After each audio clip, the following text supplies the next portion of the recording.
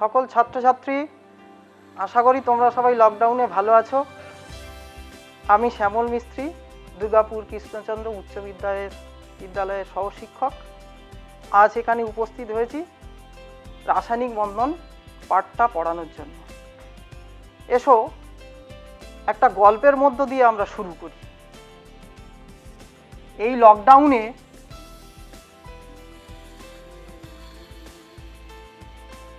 এই বাইরের দিকে ধরো ডাক্তার, নার্স, স্বাস্থ্যকর্মী, পুলিশ কর্মী এরা আছেন, আর আমরা আছি ভিতরে গৃহবন্দী হয়ে। হ্যাঁ, তোমরা ঠিক ধরেছ। আমি প্রথমে পরমাণুর গঠন, ইলেকট্রন বিন্যাস বোঝাতে চাইছি। আমরা জানি যে বোর এবং সোমারফিল্ড, বোর এবং রাদারফোর্ড বিভিন্ন পরমাণু মডেল দিয়ে গেছেন আমাদের। তার মধ্যে এটি একটি অন্যতম বোর রাদারফোর্ড মডেল, যার মাঝখানে আছে নিউক্লিয়াস, সেখানে ধনাত্মক কণা প্রোটন এবং নিস্তড়িত কণা নিউট্রন, এবং চারিপাশে রয়েছে কক্ষপথ। সেই কক্ষপথে ঘুরে বেড়াচ্ছে ইলেকট্রনরা। নিউক্লিয়াসকে বেষ্টন করে মোট 7টি কক্ষপথ আছে। প্রথম কক্ষপথ হলো কে, পরেরটি এল, তারপরেরটি এম, তারপর এন, ও, পি, কিউ। এখন রাসায়নিক বিক্রিয়ার জন্য মূলত এই যোজ্যতা কক্ষের ইলেকট্রনগুলোই অংশগ্রহণ করে। এবার আমরা হাইড্রোজেনের পরমাণু গঠনটা দেখি। নিউক্লিয়াসের মধ্যে একটি প্রোটন, অর্থাৎ পরমাণু ক্রমাঙ্ক 1, আর কে কক্ষে একটি ইলেকট্রন আছে। তাহলে পরমাণু ক্রমাঙ্ক হচ্ছে 1 এবং কক্ষপথে কে কক্ষপথে আছে একটি ইলেকট্রন। হাইড্রোজেন ইলেকট্রন বিন্যাস যোজ্যতা কক্ষের 1। এবার আমরা হিলিয়ামের পরমাণু গঠনটা দেখে নিই। প্রোটন 2টি, পরমাণু ক্রমাঙ্ক 2, আর কে কক্ষে রয়েছে 2টি ইলেকট্রন। এটা আমরা লিপিবদ্ধ করি। হিলিয়াম ইলেকট্রন বিন্যাস 2। এবার আমরা দেখে নেব লিথিয়ামের পরমাণু গঠন।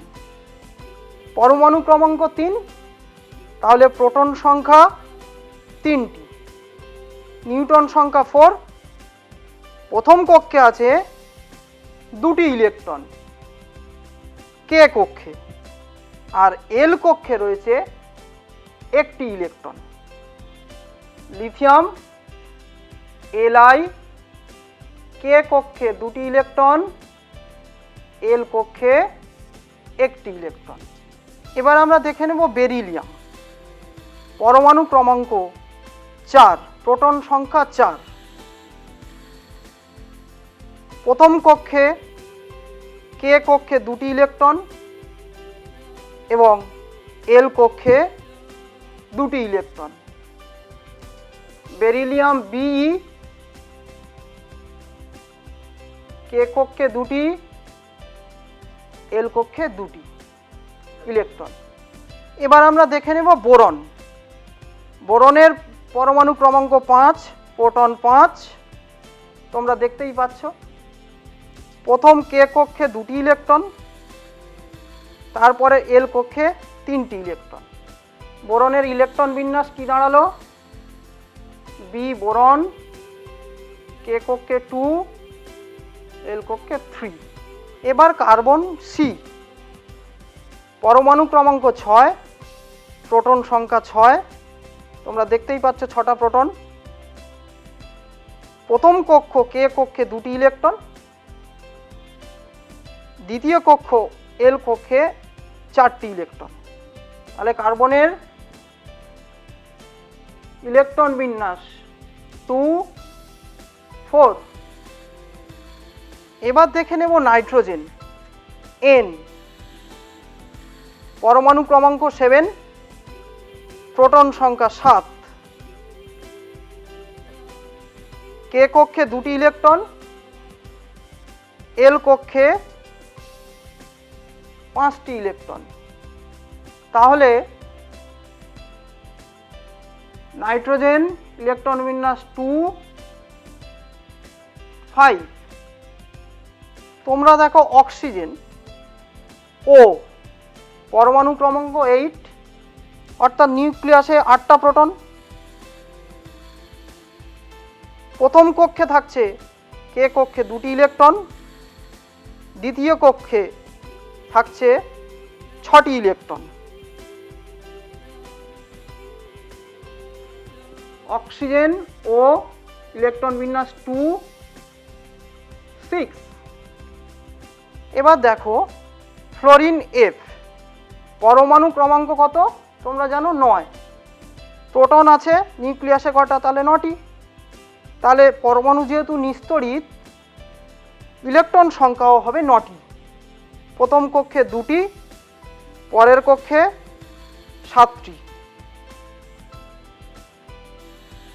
7টি ইলেকট্রন।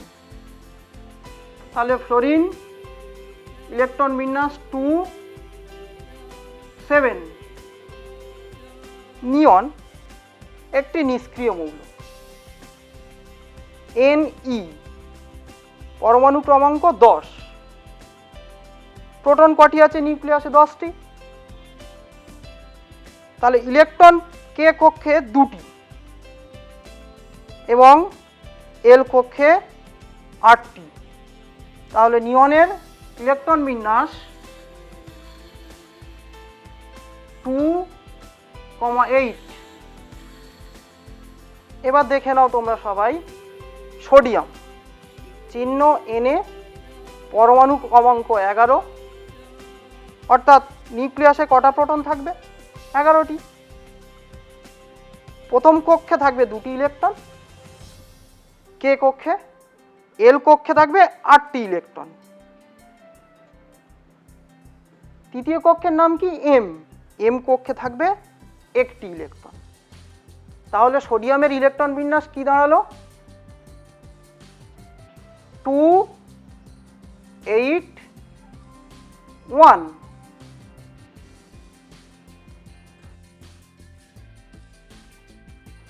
ম্যাগনেসিয়াম, পরমাণু ক্রমাঙ্ক 12।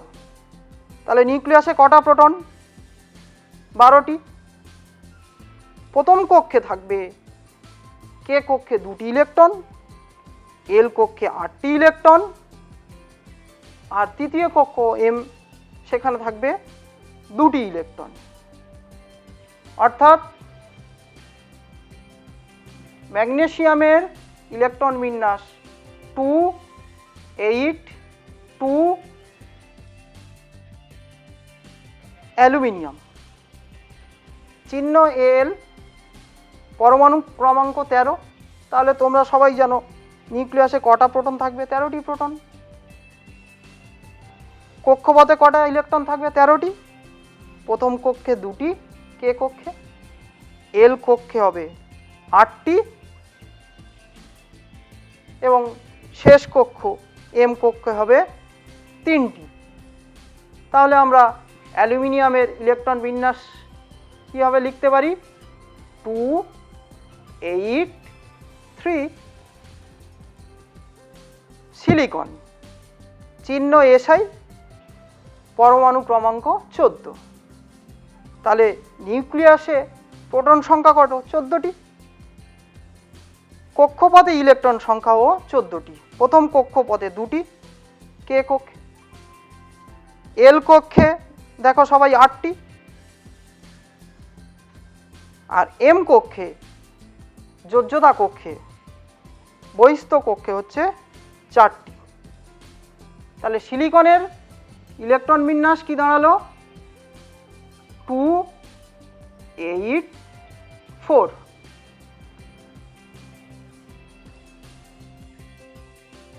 এবার দেখে নেব ফসফরাস পি, পরমাণু ক্রমাঙ্ক 15। তাহলে নিউক্লিয়াসে কটা প্রোটন থাকবে? 15টি। কে কক্ষে থাকবে 2টি ইলেকট্রন, এল কক্ষে থাকবে 8টি ইলেকট্রন, আর এম কক্ষে থাকবে 5টি ইলেকট্রন। তাহলে ফসফরাসের ইলেকট্রন বিন্যাস কি দাঁড়ালো? 2 8 5। কে কক্ষে 2টি, এল কক্ষে 8টি, এম কক্ষে 5টি। এবার সালফার, চিহ্ন এস, পরমাণু ক্রমাঙ্ক 16। তাহলে তোমরা এতক্ষণে বুঝতেই পারছো যে প্রোটন সংখ্যা 16টিই থাকছে, ইলেকট্রন সংখ্যা 16। প্রথম কে কক্ষে 2টি, দ্বিতীয় এল কক্ষে 8টি এবং তৃতীয় কক্ষ এম এ 6টি। অর্থাৎ সালফারের ইলেকট্রন বিন্যাস দাঁড়ালো 2 8 6। এবার দেখে নেব একটি হ্যালোজেন মৌল ক্লোরিন, পরমাণু ক্রমাঙ্ক 17, নিউক্লিয়াসের প্রোটন সংখ্যাও 17। প্রথম কক্ষে 2টি ইলেকট্রন, দ্বিতীয় কক্ষে 8টি ইলেকট্রন এবং তৃতীয় কক্ষ 7টি ইলেকট্রন। অর্থাৎ ক্লোরিনের ইলেকট্রন বিন্যাস কি দাঁড়াচ্ছে? কে কক্ষে 2টি, এল কক্ষে 8টি এবং এম কক্ষে 7টি। এবার একটি নিষ্ক্রিয় মৌল আর্গন, পরমাণু ক্রমাঙ্ক 18। তাহলে নিউক্লিয়াসে 18টি প্রোটন থাকছে। প্রথম কক্ষে 2টি ইলেকট্রন, দ্বিতীয় কক্ষে 8টি ইলেকট্রন এবং তৃতীয় কক্ষে 8টি ইলেকট্রন। তাহলে আর্গনের ইলেকট্রন বিন্যাস কে কক্ষে 2টি, এল কক্ষে 8টি, এম কক্ষে 8টি। এবার একটি ক্ষার ধাতু পটাশিয়াম, চিহ্ন কে, পরমাণু ক্রমাঙ্ক 19, নিউক্লিয়াসে 19টা প্রোটন থাকবে। প্রথম কক্ষে থাকবে 2টি ইলেকট্রন কে কক্ষে, এল কক্ষে থাকবে 8টি ইলেকট্রন, এম কক্ষে থাকবে 8টি ইলেকট্রন এবং এন কক্ষে থাকবে 1টি ইলেকট্রন। অর্থাৎ পটাশিয়ামের ইলেকট্রন বিন্যাস কেমন দাঁড়ালো? কে কক্ষে 2টি, এল কক্ষে 8টি, এম কক্ষে 8টি, এন কক্ষে 1টি। ক্যালসিয়াম, পরমাণু ক্রমাঙ্ক 20। তাহলে নিউক্লিয়াসে কটা প্রোটন থাকবে? 20টি প্রোটন। প্রথম কক্ষে কটা থাকবে? 2টি ইলেকট্রন। দ্বিতীয় কক্ষ এল কক্ষে থাকবে 8টি ইলেকট্রন, তৃতীয় কক্ষ এম কক্ষেও থাকবে 8টি ইলেকট্রন এবং শেষ কক্ষ এন কক্ষে থাকবে 2টি ইলেকট্রন। তাহলে ক্যালসিয়ামের ইলেকট্রন বিন্যাস 2 8 8 2। এবার একটু তোমরা দেখো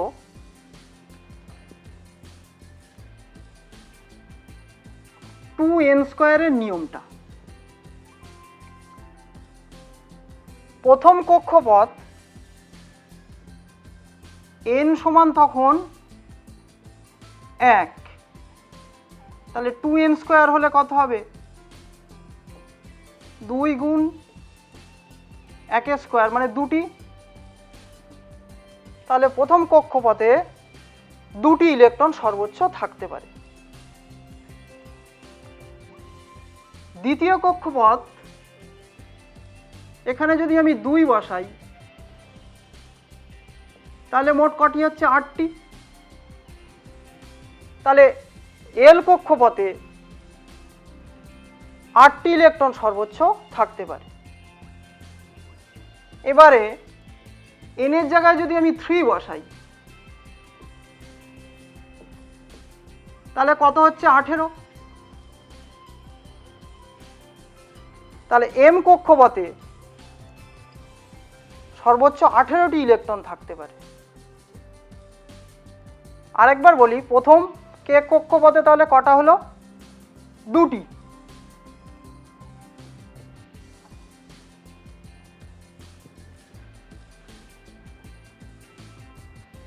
দ্বিতীয় কক্ষ সর্বোচ্চ ইলেকট্রন সংখ্যা 8টি, আর তৃতীয় কক্ষ m তে সর্বোচ্চ ইলেকট্রন সংখ্যা 18টি।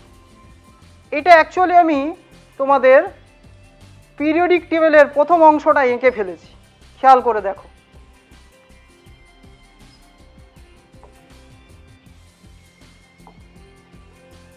এটা হচ্ছে শ্রেণী 1, এটা 2, এটা শ্রেণী 3, 4, 5, 6, 7 আর এটা 0 শ্রেণী। ইলেকট্রন বিন্যাসের ছলে আমরা পর্যায় সারণীটা প্রথম অংশটা দেখতে পাচ্ছি। এর উপরে আমরা রাসায়নিক বন্ধনীর মধ্যে প্রবেশ করি। এই শ্রেণী 0 শ্রেণীটা তোমরা সবাই জানো, হিলিয়াম, নিয়ন, আর্গন, ক্রিপ্টন, জেনন, রেডন, এগুলো হলো নিষ্ক্রিয় মৌল। এরা শেষ কক্ষে 8টি করে ইলেকট্রন ভর্তি আছে। এরা ইলেকট্রন অন্য কোনো মৌলের কাছ দিয়ে নেয়ও না, দেয়ও না। এরা রাসায়নিকভাবে কিন্তু নিষ্ক্রিয়। আর এদিকের যে মৌলগুলো তোমরা দেখতে পাচ্ছ, এদের শেষ কক্ষের ইলেকট্রনের আদান প্রদান ঘটে এবং সবাই চায় যে ওই নিষ্ক্রিয় মৌলের মতো গঠন কাঠামো লাভ করতে। এটা একটা সূত্র আছে, অষ্টক সূত্র। তার মানে কি, শেষ কক্ষে যদি 8টা ইলেকট্রন থাকে তাহলে সেই মৌলটা সব থেকে বেশি স্টেবল হয়।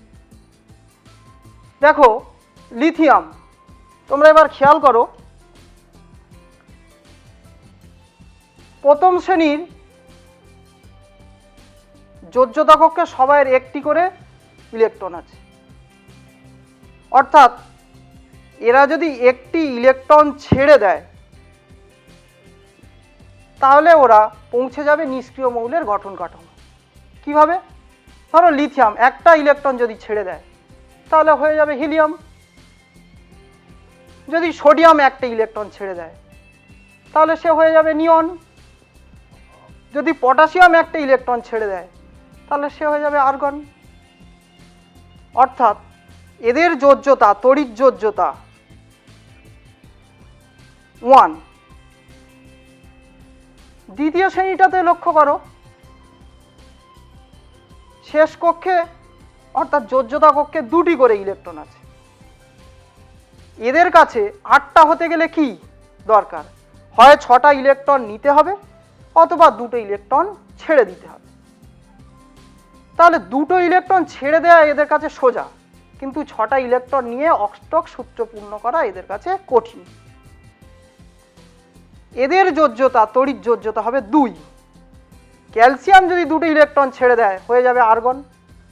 ম্যাগনেসিয়াম যদি 2টো ইলেকট্রন ছেড়ে দেয় তার ইলেকট্রন বিন্যাস হয়ে যাবে নিয়নের মতো, নিকটবর্তী নিষ্ক্রিয় গ্যাসের গঠন কাঠামো লাভ করবে। বেরিলিয়াম যদি 2টো ছেড়ে দেয় হয়ে যাবে হিলিয়াম। তৃতীয় শ্রেণীটাকে লক্ষ্য করো, এদের শেষ কক্ষে 3টি করে ইলেকট্রন। তাহলে অনুরূপভাবে এদেরও তড়িৎ যোজ্যতা 3। 3টি করে ইলেকট্রন, বোরন যদি 3টে ইলেকট্রন ছেড়ে দেয় তাহলে হয়ে যাবে হিলিয়াম। অ্যালুমিনিয়াম যদি 3টি ইলেকট্রন ছেড়ে দেয় হয়ে যাবে নিয়ন। এইভাবে তৃতীয় শ্রেণীর যোজ্যতা, তড়িৎ যোজ্যতাও 3।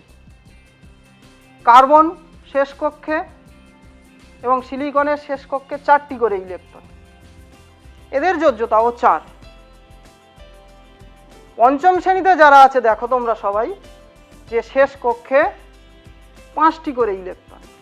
তাহলে 5টা ইলেকট্রন ছাড়ার থেকে সোজা হিসেব 3টে করে ইলেকট্রন নেওয়া সোজা।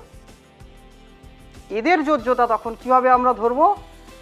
তাহলে 8টা হতে হবে, 5টা করে আছে, তাহলে এদের যোজ্যতা হবে 3। বুঝতে পারছো সবাই? ষষ্ঠ শ্রেণীতে দেখো ইলেকট্রন বিন্যাসের শেষে যোজ্যতা কক্ষগুলোতে 6টি করে ইলেকট্রন। তাহলে অনুরূপভাবে 8টা থেকে 6টা বাদ দিলে কটা আসছে? 2। অর্থাৎ এই মৌলগুলো 2টো করে ইলেকট্রন পেলে নিকটবর্তী নিষ্ক্রিয় গ্যাসের গঠন কাঠামো লাভ করবে। কেমন? অক্সিজেন যদি 2টো ইলেকট্রন পায় তাহলে নিয়ন হয়ে যাবে, নিয়নের ইলেকট্রন স্ট্রাকচার। সালফার যদি আরও 2টো ইলেকট্রন পায় তখন কি হয়ে যাবে? আর্গনের ইলেকট্রন বিন্যাস লাভ করবে। এরপরের শ্রেণীটি হচ্ছে হ্যালোজেন শ্রেণী। এদের শেষ কক্ষে আছে 7টি করে ইলেকট্রন। এরা 7টা ইলেকট্রন ছাড়াটা এদের কাছে খুব কঠিন। একটা ইলেকট্রন গ্রহণ করেই এরা অনায়াসে নিকটবর্তী নিষ্ক্রিয় গ্যাসের গঠন কাঠামো লাভ করবে। শেষ কক্ষে 8টি করে ইলেকট্রন অর্জন করবে। অর্থাৎ এদের তড়িৎ যোজ্যতা 1। আর এগুলো তো নিষ্ক্রিয় গ্যাস, এদের যোজ্যতা হবে 0। দেখো পর্যায় সারণীর যারা বাঁদিকে আছে তারা কিন্তু ইলেকট্রন ছেড়ে দিচ্ছে, 1টা 2টো 3টে এভাবে ইলেকট্রন ছাড়ছে, ছেড়ে দিয়ে এরা ক্যাটায়নে পরিণত হচ্ছে। আর পর্যায় সারণীর যারা ডান দিকে আছে তারা 1টা 2টো 3টে করে ইলেকট্রন গ্রহণ করে নিকটবর্তী নিষ্ক্রিয় গ্যাসের গঠন কাঠামো লাভ করছে। অর্থাৎ এরা অ্যানায়নে পরিণত হচ্ছে। ইলেকট্রন ছেড়ে দিয়ে এরা হচ্ছে ক্যাটায়ন, আর এরা ইলেকট্রন গ্রহণ করে হবে অ্যানায়ন এবং নিকটবর্তী নিষ্ক্রিয় গ্যাসের গঠন কাঠামো লাভ করছে।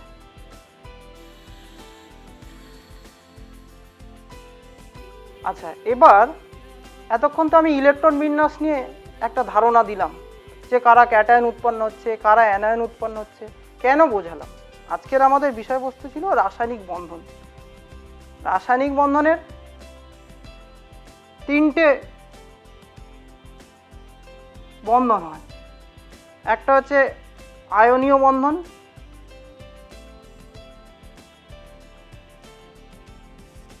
বা তড়িৎযোজী বন্ধন,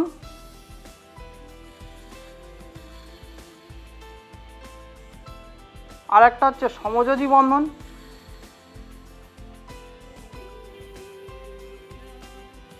আর একটা হচ্ছে অসমযোজী বন্ধন।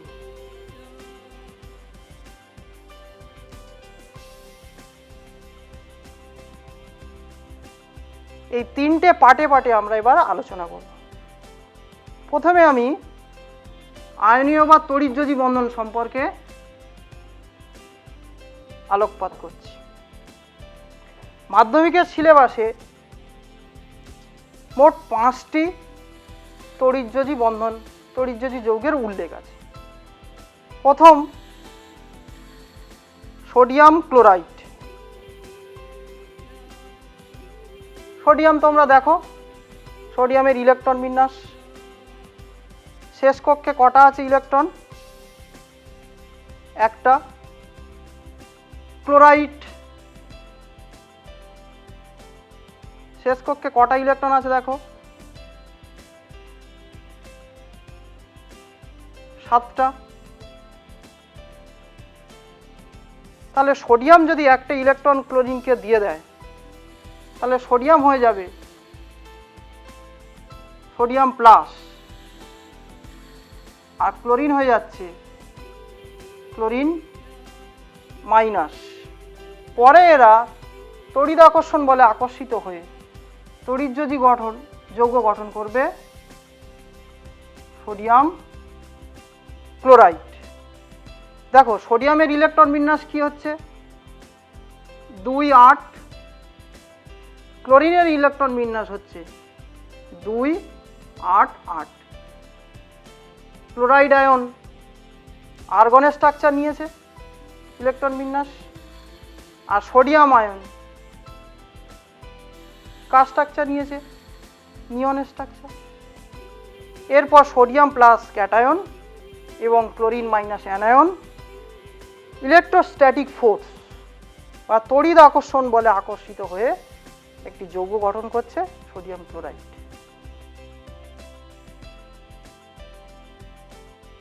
এবার সোডিয়াম ফ্লোরাইড। তাহলে সোডিয়ামের শেষ কক্ষে কটা ইলেকট্রন দেখতে পাচ্ছ তোমরা? একটা ইলেকট্রন।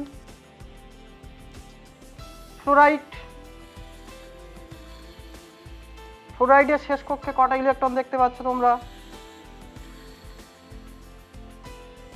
7টা ইলেকট্রন।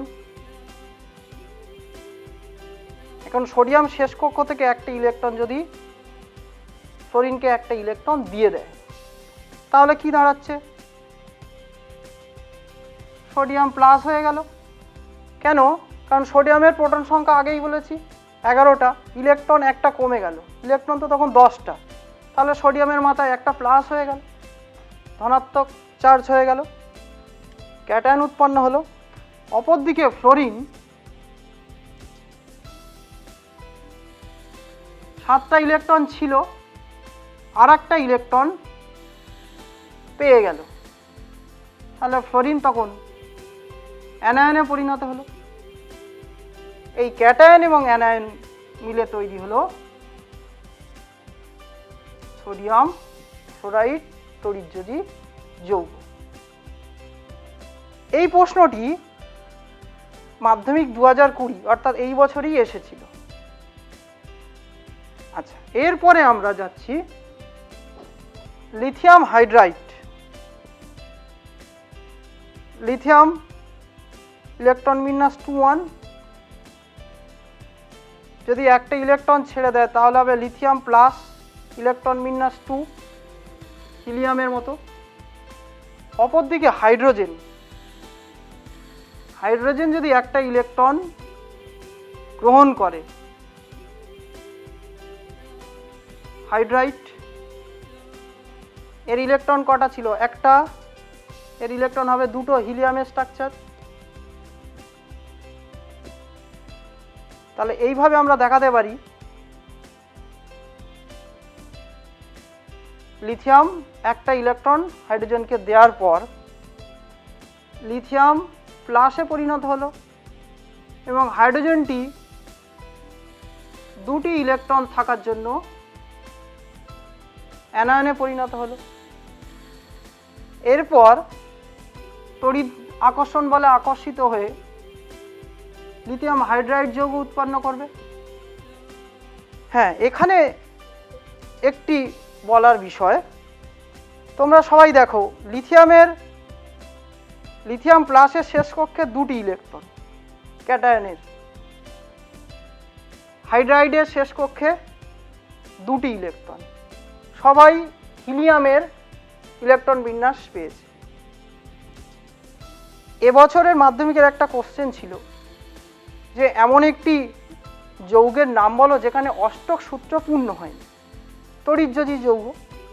তাহলে দেখো লিথিয়াম, উদাহরণটা হচ্ছে লিথিয়াম হাইড্রাইড, কারণ শেষ কক্ষে 2টি করে ইলেকট্রন আছে, এখানে কিন্তু অষ্টক সূত্র পূর্ণ হয়নি। অর্থাৎ উত্তরটা লেখার সময় এটা প্রথমে এঁকে দেবে, দেওয়ার পর একটু ডিসকাস করে দেবে যে শেষ কক্ষে 2টি করে ইলেকট্রন আছে, ক্যাটায়ন এবং অ্যানায়নের, এদের অষ্টক পূর্তি ঘটে। ক্যালসিয়াম অক্সাইড, দেখো ক্যালসিয়ামের শেষ কক্ষে কটা ইলেকট্রন? 2টো। অক্সাইড শেষ কক্ষে কটা ইলেকট্রন সবাই দেখো? 6টি। তাহলে ক্যালসিয়াম যদি 2টো ইলেকট্রন অক্সিজেনকে দেয় তাহলে ক্যালসিয়াম 2টো ইলেকট্রন হারিয়ে ক্যালসিয়াম 2 প্লাসে পরিণত হবে, দ্বিযোজী ক্যাটায়ন।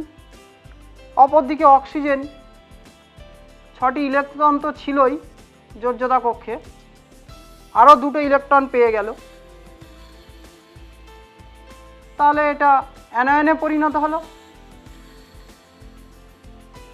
এরপর ক্যাটায়ন এবং অ্যানায়ন তড়িৎযোজী আকর্ষণ বল, ইলেকট্রোস্ট্যাটিক ফোর্স দ্বারা আকর্ষিত হয়ে ক্যালসিয়াম অক্সাইড উৎপন্ন করলো।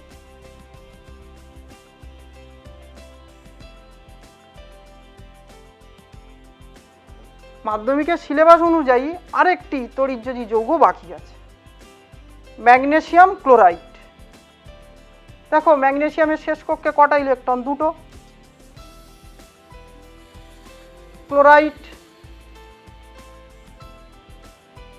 ক্লোরাইডের শেষ কক্ষে কটা ইলেকট্রন? 7টি। তাহলে একটি ক্লোরিনকে একটি ম্যাগনেসিয়াম দুটো ইলেকট্রন দিতে পারবে না, তাহলে আরেকটি ক্লোরিনের দরকার।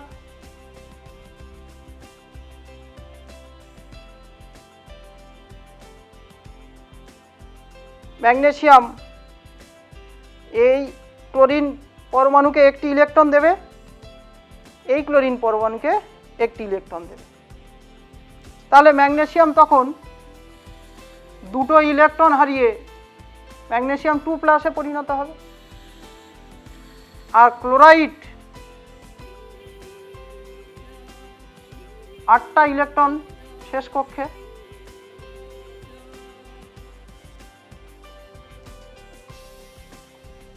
এদিকেও একটা ক্লোরিন আছে, তার শেষ কক্ষে 8টি ইলেকট্রন, অষ্টক পূর্তি ঘটেছে।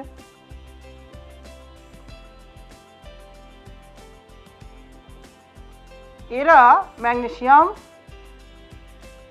ক্লোরাইড উৎপন্ন করবে। আচ্ছা, তাহলে পুরো ব্যাপারটা একবার ঝালিয়ে নেওয়া যাক। যে ধাতব পরমাণুগুলি নিষ্ক্রিয় গ্যাসের গঠন কাঠামো লাভ করার জন্য ইলেকট্রন ত্যাগ করে ক্যাটায়নে পরিণত হচ্ছে, আর অধাতব মৌলের পরমাণুগুলি ইলেকট্রন গ্রহণ করে অ্যানায়নে পরিণত হচ্ছে। তারপর কি হচ্ছে? ক্যাটায়ন অ্যানায়ন ইলেকট্রোস্ট্যাটিক ফোর্স বা তড়িৎ আকর্ষণ বলে আকর্ষিত হয়ে একটি যৌগ গঠন করছে। সেই যৌগটি হয়ে যাচ্ছে তড়িৎযোজী যৌগ। আর এদের মধ্যে যে বন্ধনটা গঠিত হচ্ছে একে বলা হচ্ছে তড়িৎযোজী বন্ধন বা আয়নীয় বন্ধন। এবং এই যৌগ গঠনের ক্ষমতাটাকে আমরা বলছি তড়িৎ যোজ্যতা। এই পর্যন্ত আমরা তড়িৎযোজী যৌগ শিখলাম। এই তড়িৎযোজী যৌগ বিজ্ঞানী কোশেল প্রণয়ন করেছিলেন। তোমরা দেখবে মাধ্যমিক 2019-এ একটা কোশ্চেন ছিল, বিজ্ঞানী কোশেলের মতবাদ অনুযায়ী আয়নীয় বন্ধন ব্যাখ্যা করো। এইটাই বুঝিয়ে লিখবে, স্ট্রাকচার দিয়ে একটা উদাহরণ দিয়ে আয়নীয় বন্ধন ব্যাখ্যা করবে। আজ এই ক্লাসটি এখানেই শেষ করছি। পরের ক্লাসে আমি সমযোজী বন্ধন, অসমযোজী বন্ধন এবং তড়িৎযোজী সমযোজী বন্ধন, তড়িৎযোজী সমযোজী যৌগের পার্থক্য, তাদের ধর্ম নিয়ে বিস্তারিত আলোচনা করব।